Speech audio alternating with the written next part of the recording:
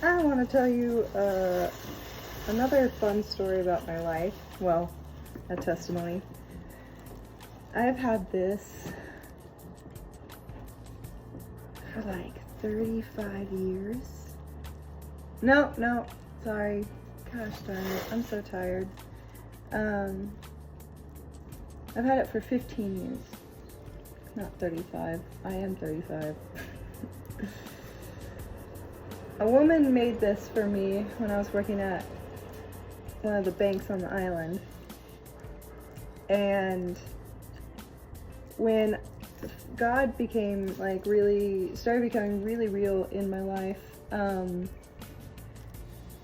this is like insane to me how many relationships I've had to go through. But my ex-fiance dumped me because I wasn't godly enough. And no joke, he even told me that I wouldn't pass the P test for this bank job that I ended up getting because of how long I smoked weed for it. Well, again, by the grace of God and by faith, I got the job. Anyway, so I remember God got me my first house that I ever rented. Literally got my first job. Like, I'd never really relied or depended on myself before, actually. I was always in a relationship. Well, it was my first and then my ex-fiance. So I was made to believe that I could not rely on myself. And I think a lot of women are told that. But I remember jogging one day, running, and there's this hill right by the house that I was renting at that time. And I remember running back, and this was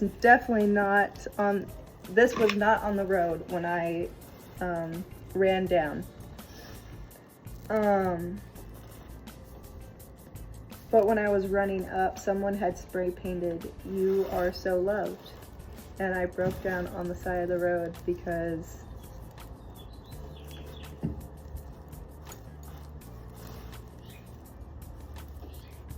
every time I get into a relationship, it's like, especially for me, and I know for a lot of women, it just becomes your world. That person becomes your world.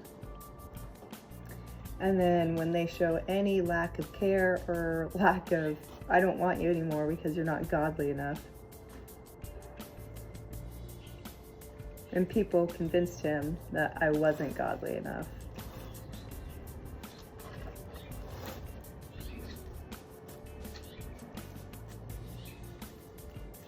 It's crazy how God has been the only relationship to never do me dirty. To never... He's always been there. He's always just been there to help me be stable, to heal me after I allow certain men to just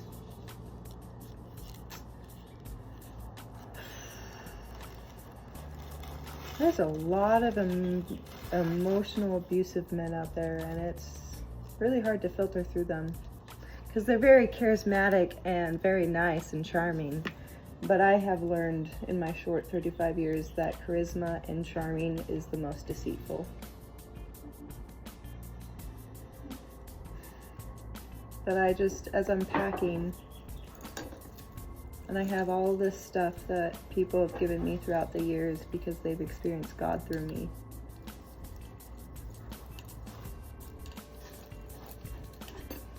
It's just humbling. It's just humbling that I've been loved for so long. Like, I'm here, I'm breathing, I'm alive because of God. And the biggest lie that I still need to overcome is that I'm not loved. And it's just mind-boggling because of what God is doing in my life right now and how He's healing my heart this time around.